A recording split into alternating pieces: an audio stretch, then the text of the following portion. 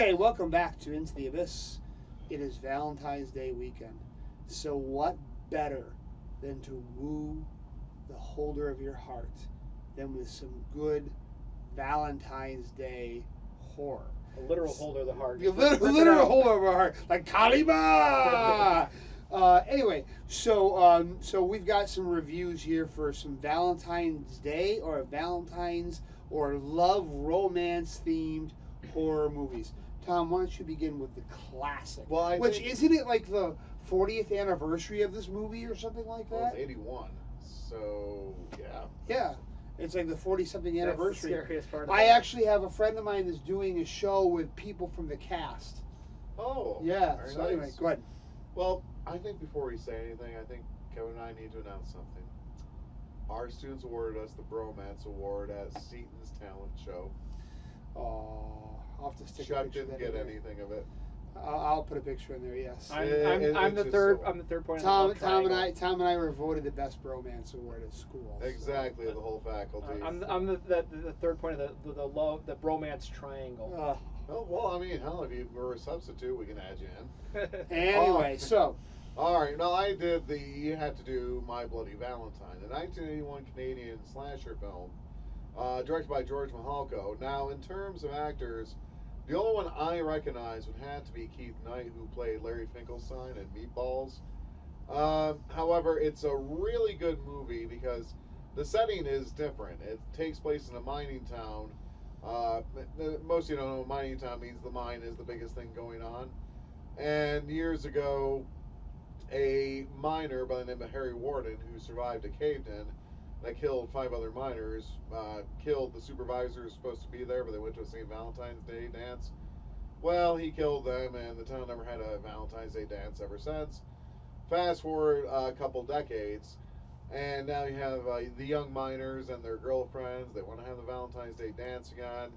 But now someone in a mining outfit is going around town killing people with a pickaxe. It is a good movie. It's a solid slasher movie. And I think I like how they kind of mix up the setting with it, with being within a mine itself.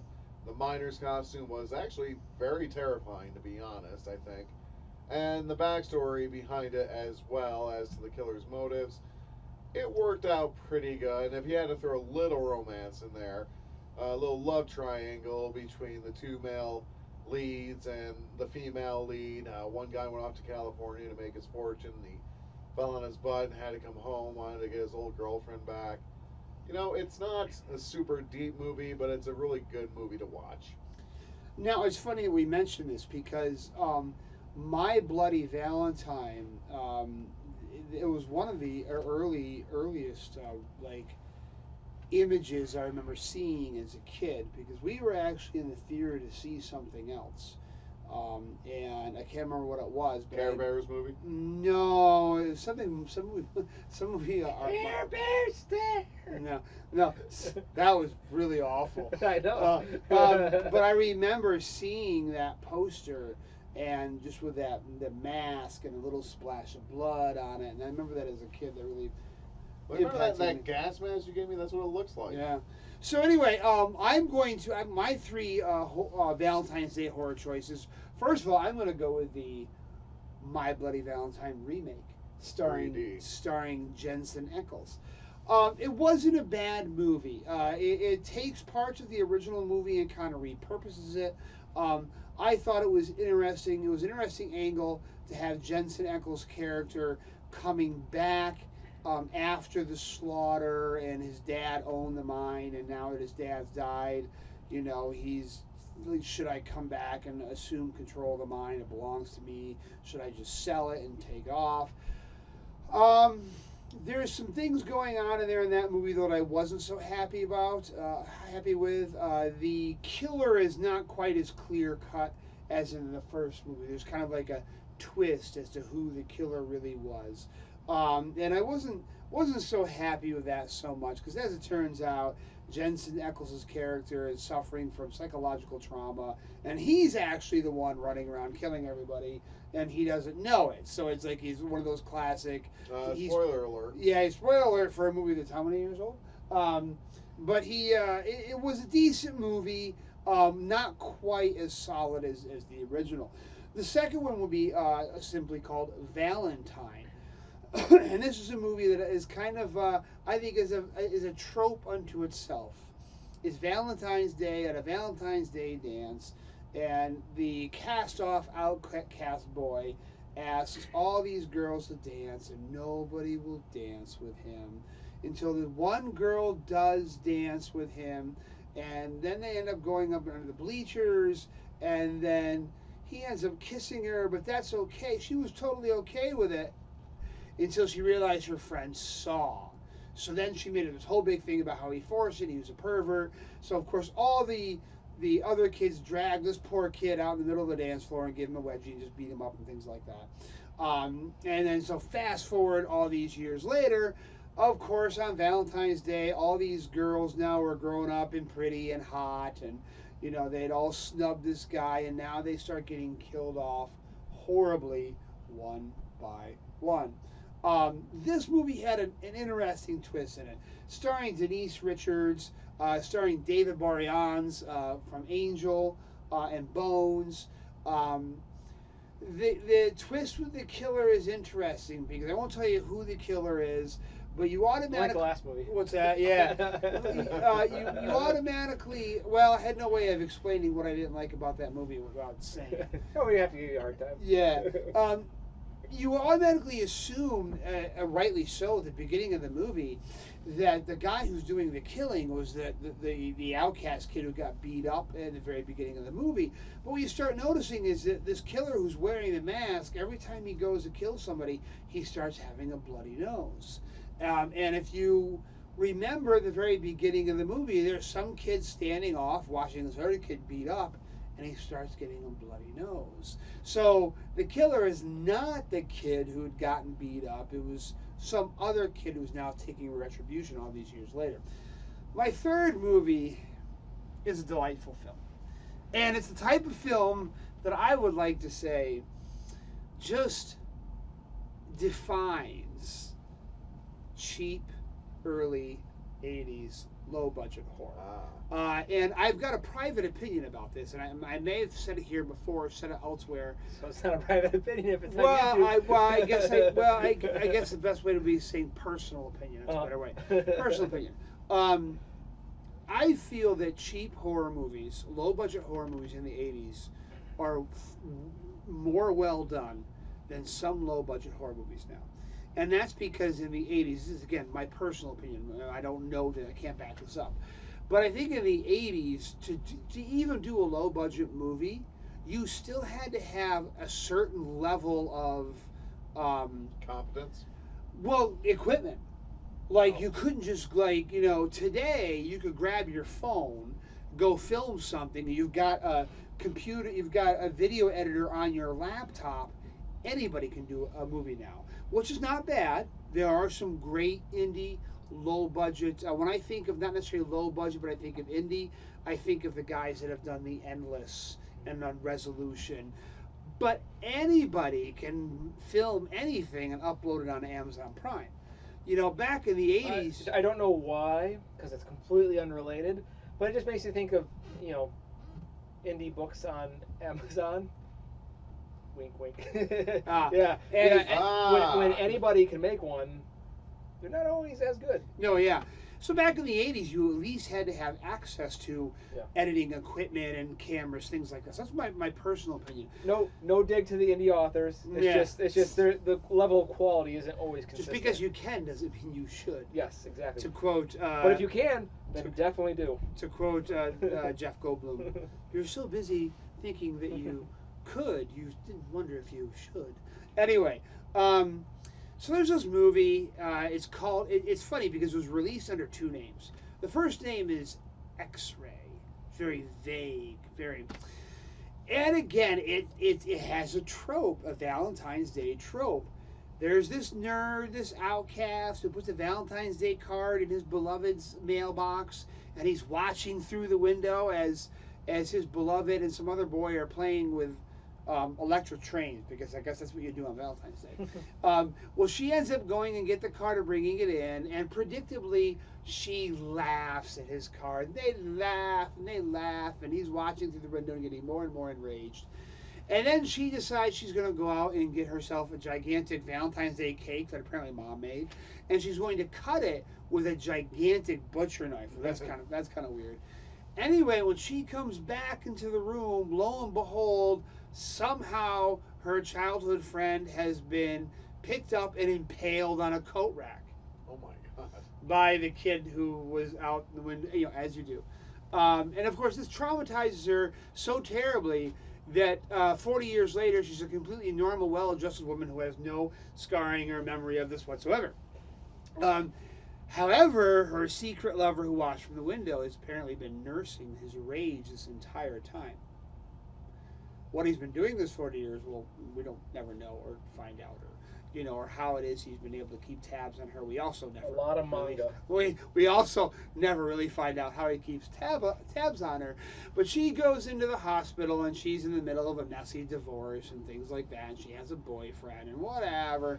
But she goes into the hospital for a routine checkup. And here he is after all these years stalking her. This is the time. 40 years later to the day on Valentine's Day, he's going to take his revenge. But he's not going to kill her outright. First thing he's going to do is he's going to kill the doctor that's treating her and then fake her X-rays to make it look like she's dying to keep her in the hospital. Hence the name X-ray. So then as the night wears on and she's stuck in this hospital freaking out because nobody will let her leave and everyone's saying she's dying, and this guy is killing surgeons and doctors and nurses all around her.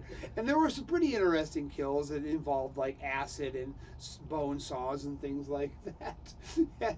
and this is what this now reveals the second title this movie was released under, the more provocative Hospital Massacre.